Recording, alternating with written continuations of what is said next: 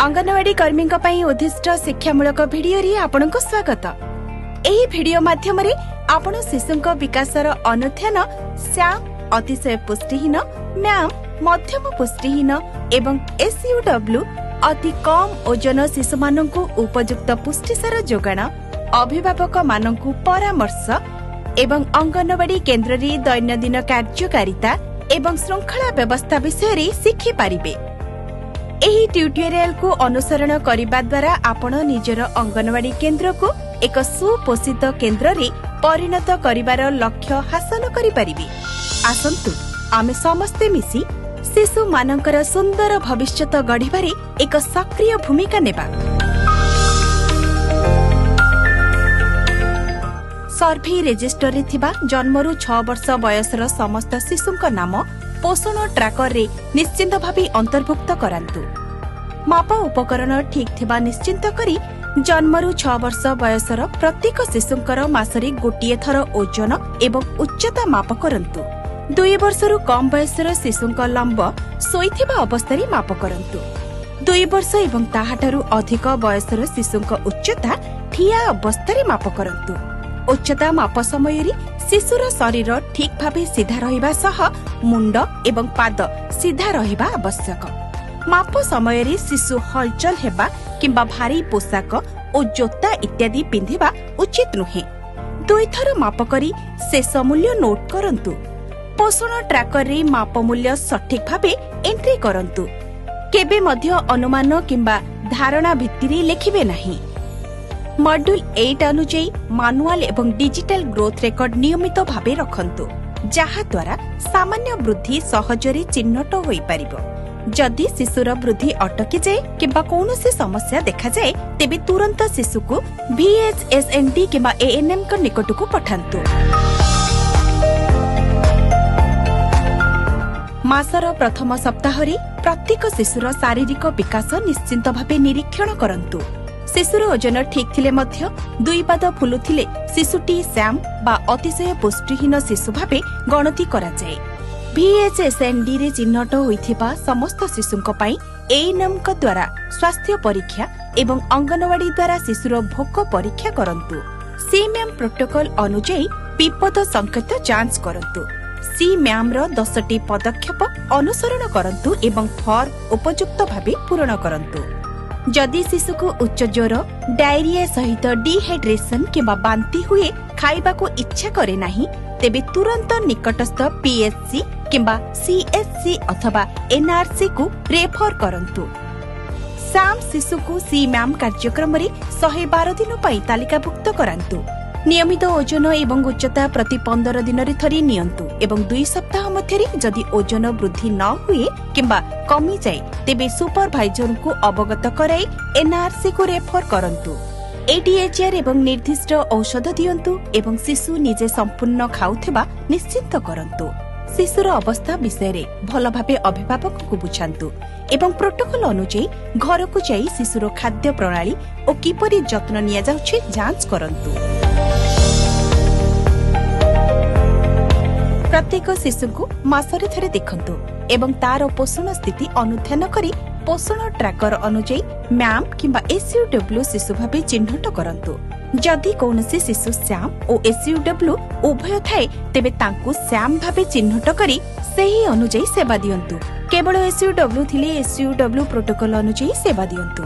6 मासरु 5 वर्ष बयसर समस्त योग्य म्याम शिशु एवं 6 मासरु 6 वर्ष बयसर समस्त SUW शिशु को MSPY अधीन रे तालिकाभुक्त करंतु।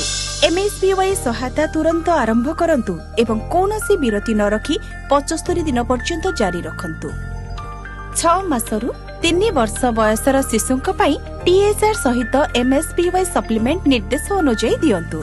3 वर्षरु 6 वर्ष बयसर शिशु जो माने प्राक विद्यालय पई अंगनवाड़ी केन्द्र जाउथिबे सेमानको गरम रंधा खाद्य सहित MSPY सप्लीमेंट दियंतु।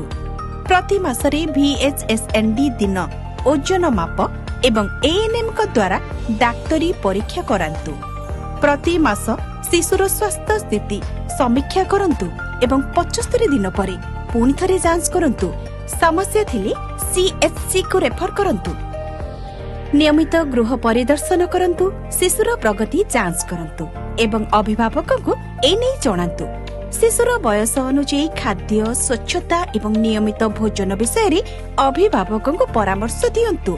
75 दिन परे शिशुर ओजन साधारण हेले एवं परवर्ती पर्याय रे एहा साधारण रहिले ही शिशु सुधार होईछि बोली धराजिब। शिशुर खाद्य और जत्न विषय रे अभिभावकठारु ध्यानर सहित शुणंतु एवं अनुसरण करुथिबा भल अभ्यास पई प्रशंसा करंतु।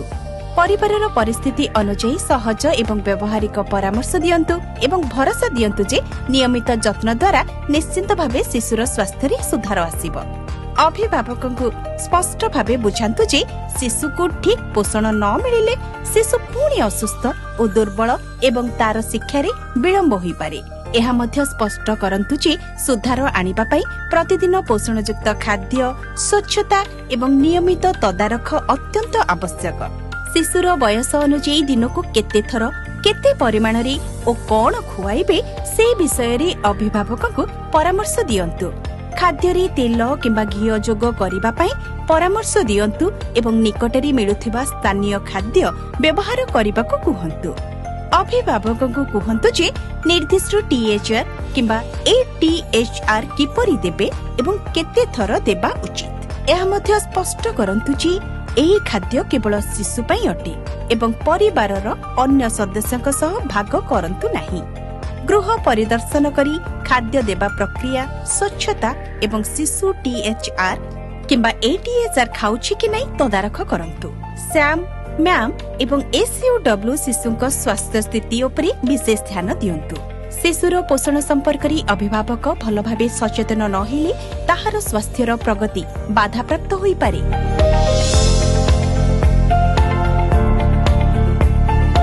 प्रतिदिन पोषण ट्रैकर री अंगनवाड़ी केन्द्र खोला थिबा एवं प्रत्येक शिशुक उपस्थिति मार्क करंतु। निर्धारित समय रे शिशुक ओजन माप करंतु, रेकर्ड अपडेट करंतु। शिशुर शारीरिक विकास समीक्षा करंतु एवं स्थिति तुरंत सूचित करंतु। टीएचआर गरम रंधा खाद्य किंबा विशेष पोषण निर्देश अनुଯାୟୀ सठिक भावे प्रस्तुत करंतु। अनुमोदित मेन्यू एवं परिमाण अनुଯାୟୀ खाद्य परिवेषण करंतु एवं शिशु निजे खाद्य खाउछि कि नहीं निश्चिंत करंतु। अंगनवाड़ी परिसर, बासन पत्र एवं पीवा पानी सबु बेले सफा रहिबा निश्चिंत करंतु।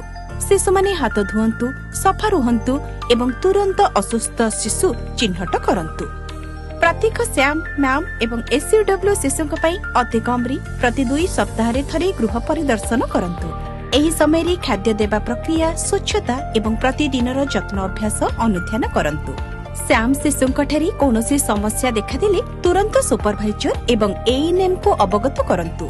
सहायता आवश्यक करुथिबा जे कोनसी चिंताजनक स्थिति एएनएम, आशा, सुपरभाइजर एवं सीडीपीओ को अविलंबे जणांतु।